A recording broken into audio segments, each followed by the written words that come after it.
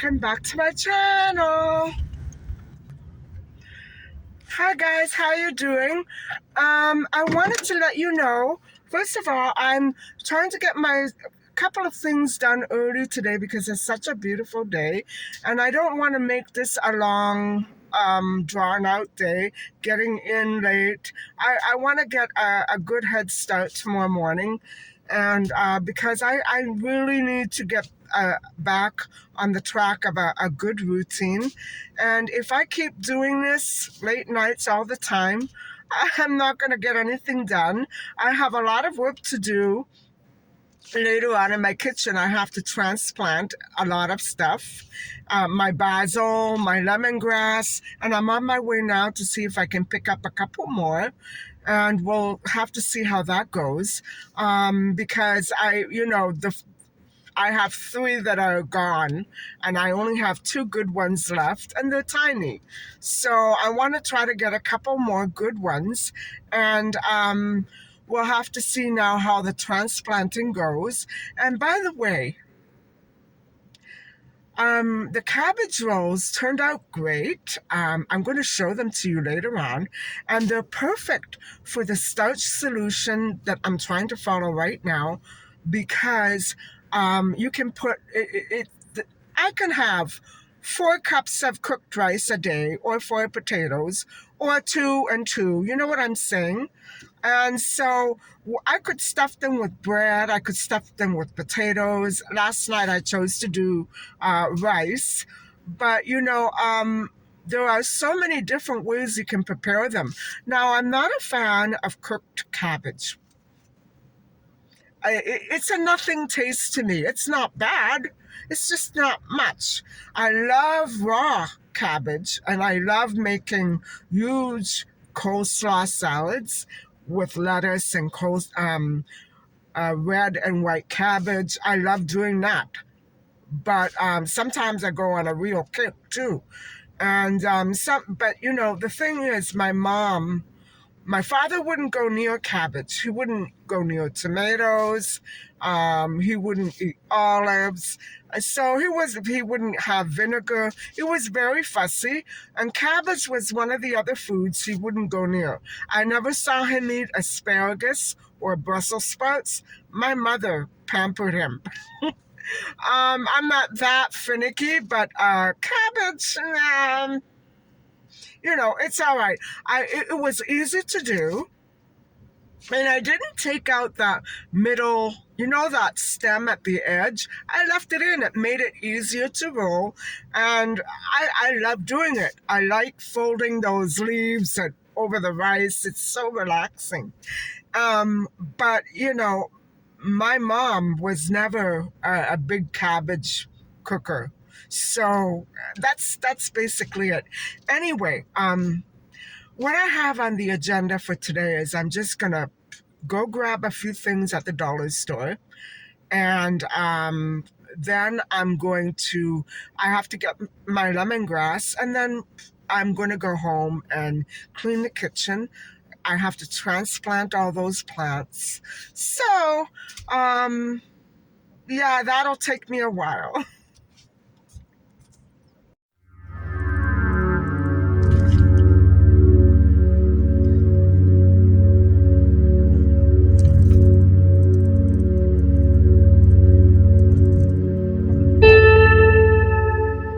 Sorry, everybody, my phone was overheating, and I didn't have the air conditioner on, so it got really hot.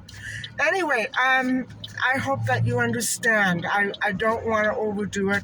It's doing something to me. I would love to be able to sit there and comment on every comment that I get. I can't anymore. I'm trying my best right now, but as I'm saying, weekends is my time to get stuff done that really needs to get done, because I've been neglecting my life. Although I enjoy doing this, I love talking to you, I love uploading, I love researching the cases that I talk about, and to me, it's somewhat important. I think it's a good thing that I do this, but I have to be careful that doesn't get to me. Even the content itself that I'm putting out is so heart wrenching for me to impart to you because I'm trying to be calm and cool and collected, but between um, agony that the victims had to go through and the way that some of the cases ended up having to be handled because of lack of evidence, it destroys me. It destroys me. So I'm trying to cool it. You know what I mean? And anyway, thank you very much for being patient with me.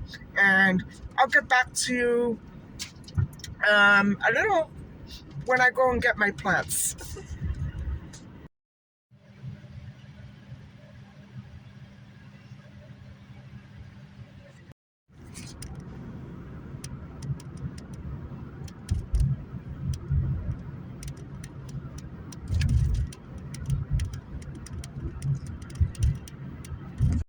Well, guys, it's about 28 degrees outside.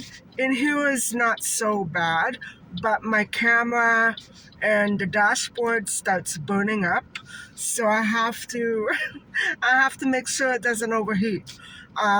Anyway, I picked up a little cat food. I'm on my way to Dollarama because I need a couple of things. I hope I remember everything that I need because I used up so many products cleaning the windows.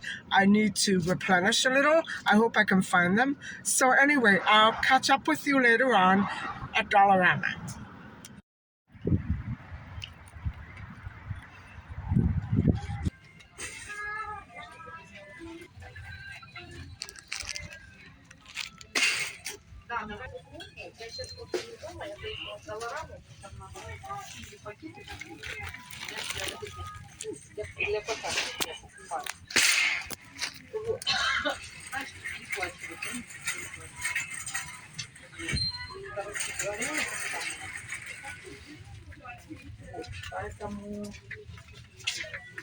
Поэтому все я куплю, доехала.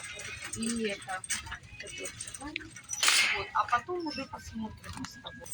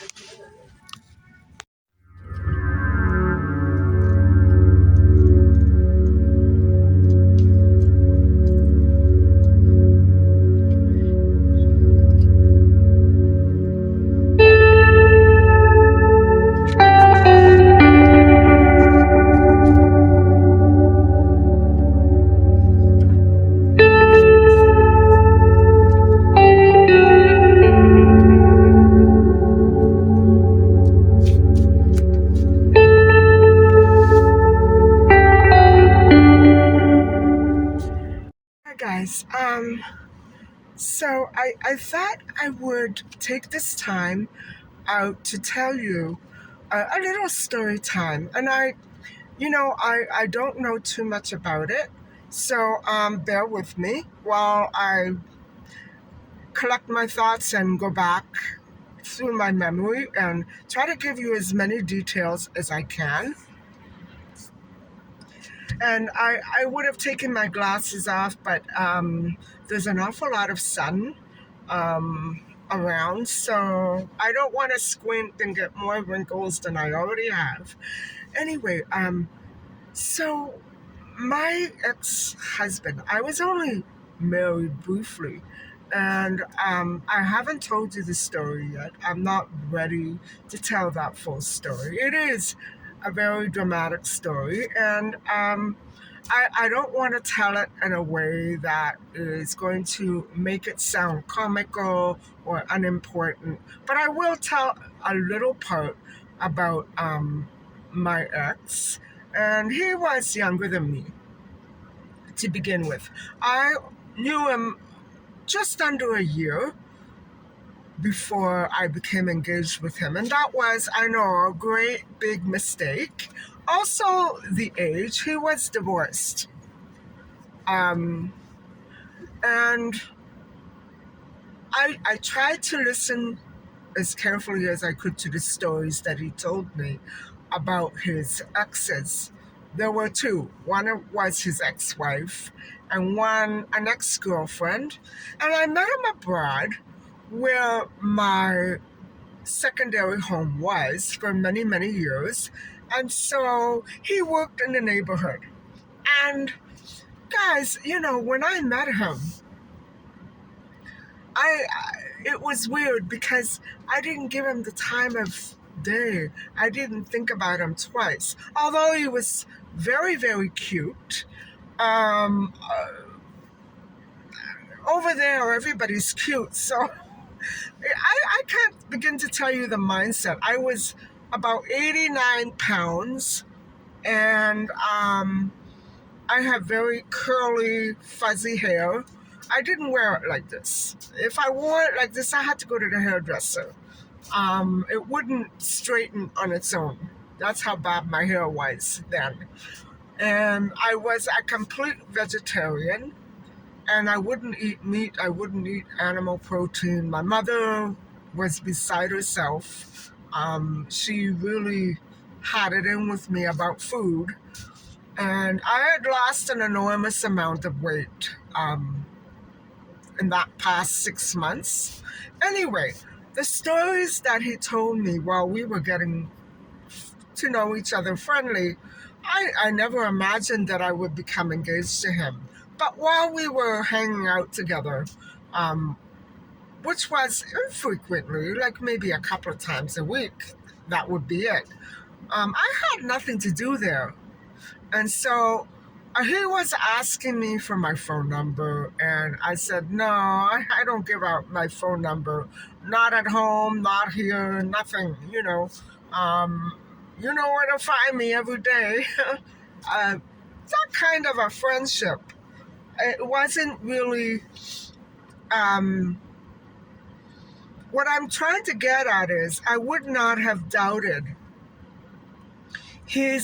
the veracity of his stories, because there was nothing else attached to our friendship at the time. You know what I'm trying to say?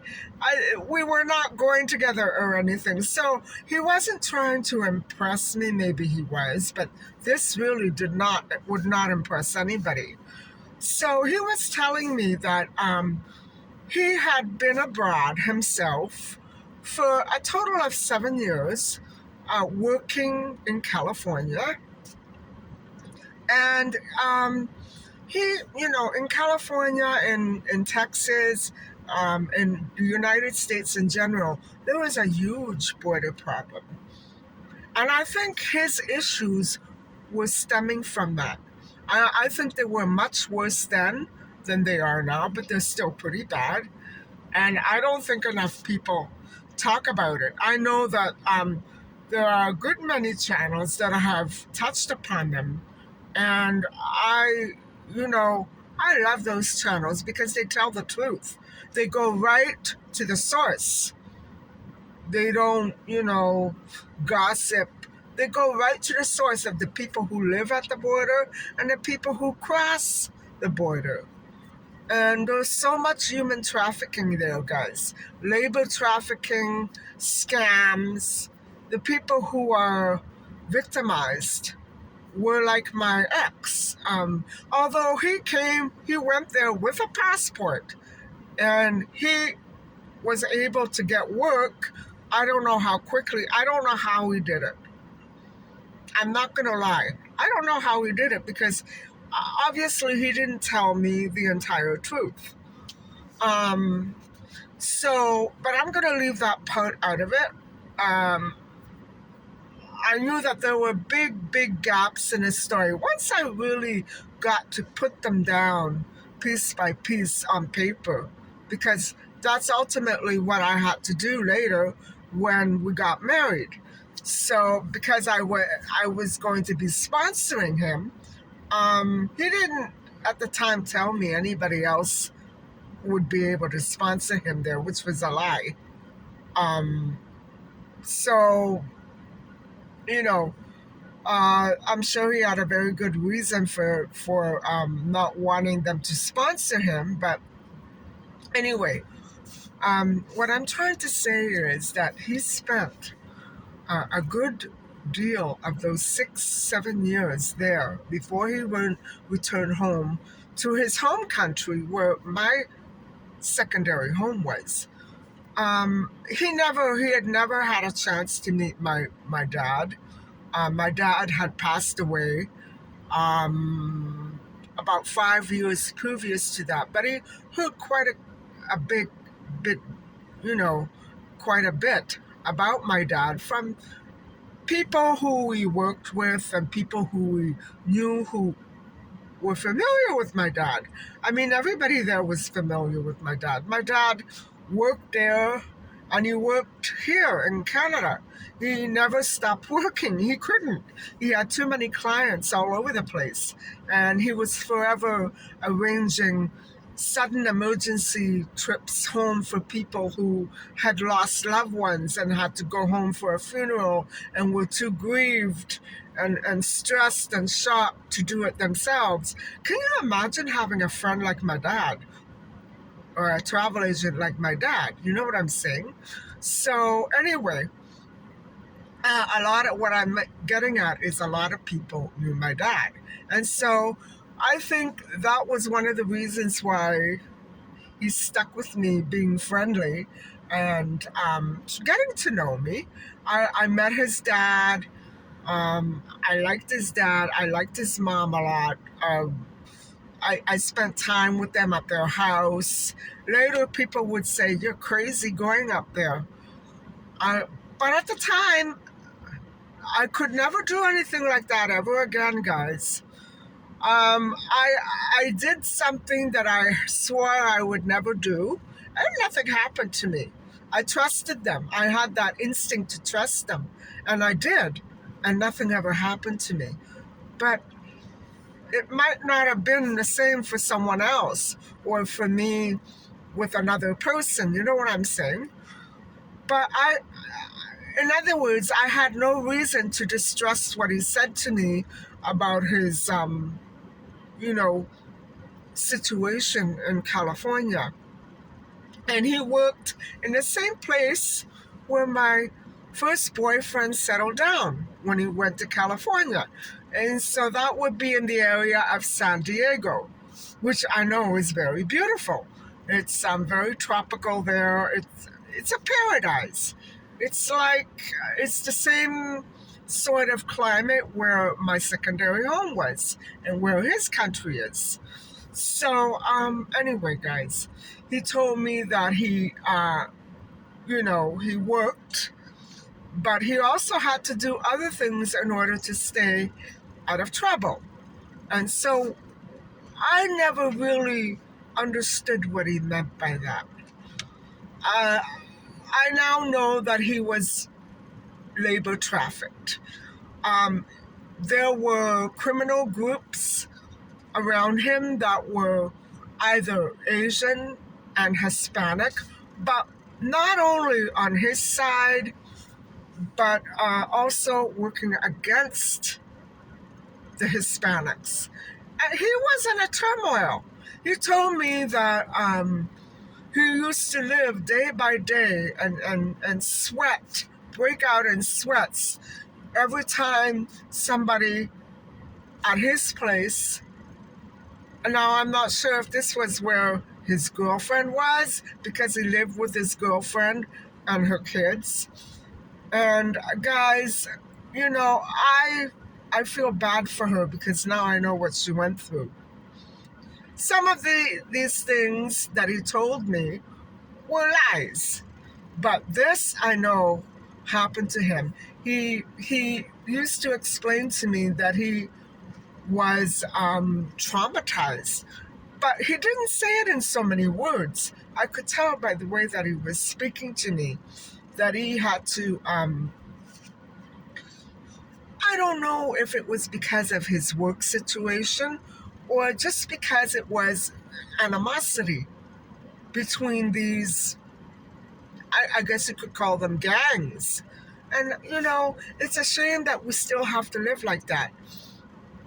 There's no need for us to live like that. Um, but like I said, I'm not sure exactly why he was in that situation. I would imagine that he was working there maybe illegally. I'm not sure because I was never able to find out. You can't. Maybe um, he had debts and he was running from debt. I don't know what it was, guys. Anyway, people were after him. People were threatening him. Um, I know that he was trafficked, and from the sounds of it, he was doing crime. He was doing crime, and I never figured this out until after I left him. There was no way that he could not have been involved in crime. Telling me the stories of how he found a child at Walmart and he had a half a mind to take him home with him because, you know, this group of people were pressuring him to do it. I believe that. But he didn't do it, guys. I could tell by the way he was absolutely sobbing when he told that story. My heart went out to him. This was when before we got engaged, when I was just still trying to get to know him. I wasn't actually trying to get to know him, but, you know, what he would do, guys, is just, while I was at the beach or at the pool by the shade, you know, say what you will, but he would never leave my side, like my first boyfriend. He would never leave my side. He was perked right on top of me, watching me like this. And, you know, sometimes I would go grab a Coke or the girl would bring me a Diet Coke. And I said, okay, one for him too. And you could get mighty thirsty talking all day in the shade. And I'm talking literally 4 hours, guys, 4 hours. So I got to know him day by day. He came to work with the place that I was familiar with. He came to work the first week of February, but I didn't actually get to talking to him until February the 14th.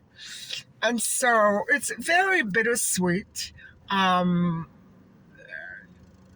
You know, it's very hard for me to talk about. I still, you know, I still feel very attached to him. There's this emotional attachment because of what he went through. Also because he reminded me so much of my dad and so much of my first boyfriend. I guess he had those qualities. What can I say? Anyway, you know, to this day, I still feel a deep warmth and affection for this person, like my first boyfriend. And no other guys that I ever dated could affect me the same way. These two, my first boyfriend and him, they even looked alike. Only my ex-husband didn't have red hair. My first boyfriend did. It was really uncanny the way that he had this very cute way of speaking, and you know, he was very endearing. I wouldn't say that he was extremely overprotective, but he did notice that I have problems over there with people, you know, coming after me for getting me to buy stuff constantly. And, after a few hours, it gets on your nerves. I would say, not today. I'll let you know. You're here all the time. I'll come to you. No, they wouldn't take no for an answer sometimes. So it would tick me off. And cab drivers who refused to listen to them to listen to me when I said, no, I prefer to walk. I need to get my 75 minutes in today. They wouldn't. No, get in a cab. And not because it was dangerous, although probably it was. But they just wanted to, make such a nuisance out of themselves. And if I turned the other way, they would stop the car and put it in reverse and keep continuing with me. I couldn't get away from them, guys. Some of them drove me insane. So this guy, I know that he was trafficked. When he told me the story of the little girl, it was a little girl. She couldn't speak yet. It so happened that she got separated from her mother. Now, this is what he told me, and I believe it, guys. He got separated from his mom. She got separated from her mom at Walmart. And so he was trying to find out, but she couldn't talk. She didn't have the words for it.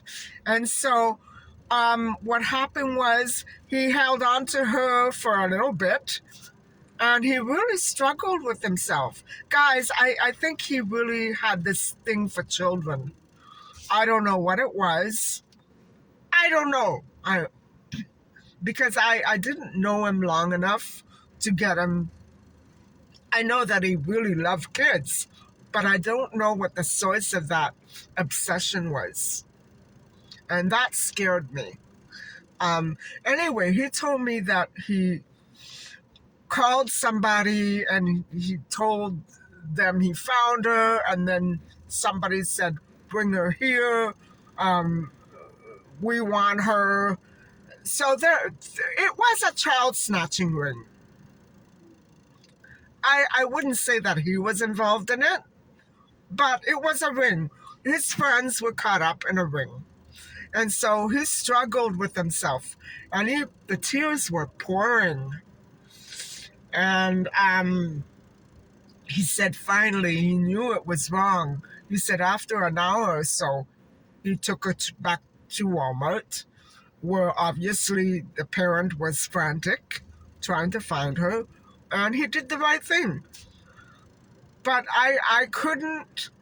He was trying to tell me that if he didn't do this, he would be in serious trouble.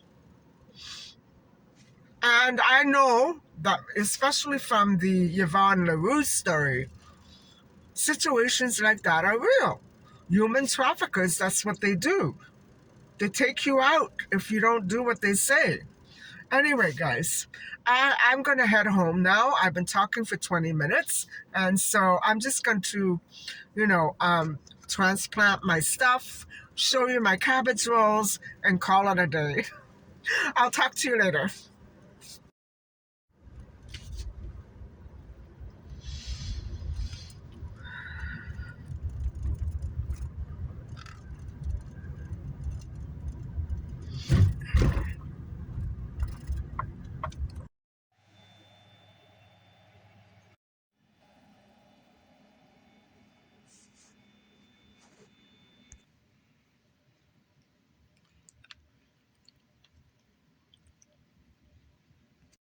And so, guys, now I have to tidy these things away and then get started on the plants because, as you can see, they're everywhere. And I have pots for them, but I don't know how to arrange them.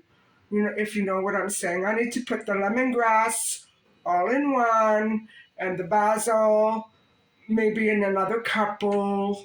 And I have to take away the ones that died and replant them because now the pot that I put them in originally is way too big for them. So I have my work cut out for me.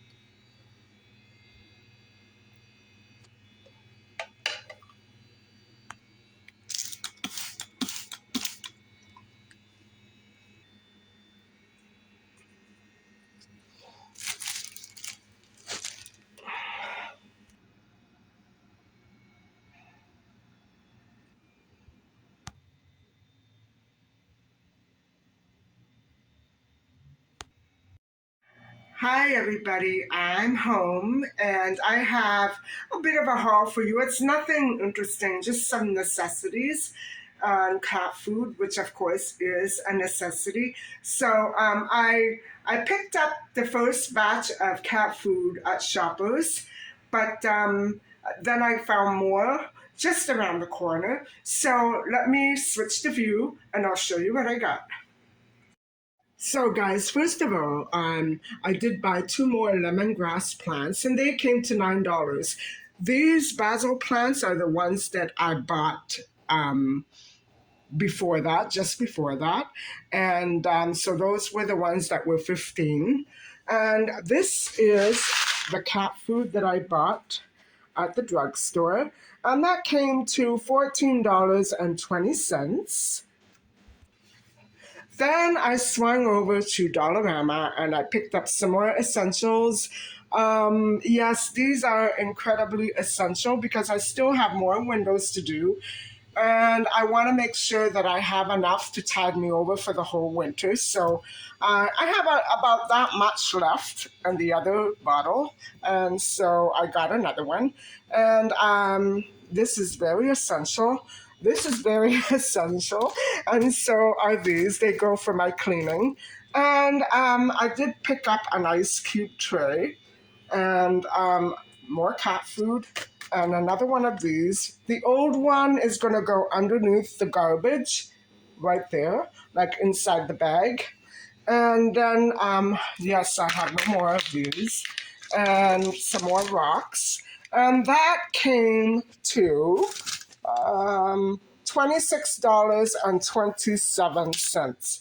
There you have it.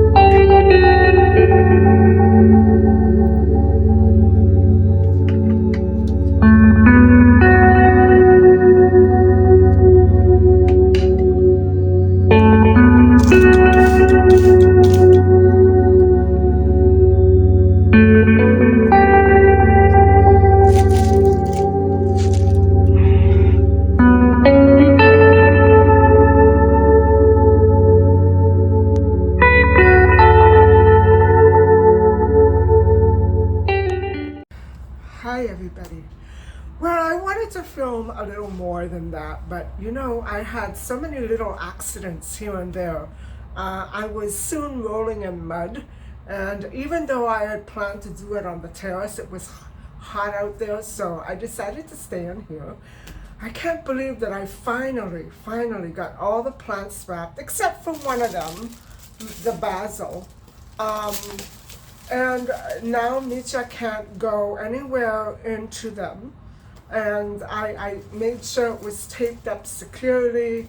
If you're into basket wrapping, you know what I'm going through. Anyway, guys, I cannot believe how exhausted. There are no words to describe exactly how tired and sore I am. It's 9:45 p.m. and I left the house this morning hungry, and I haven't eaten. I left the house this morning at 10:30, and so in these 12 hours, I meant to have something to eat, and then I don't know what happened. So I guess that's me. And anyway, I thought I would show you my cabbage rolls from last night. And yes, I'm about to dig in. And I've been thinking of maybe doing another similar recipe next week with cabbage, or maybe pasta sheets, I'm not sure.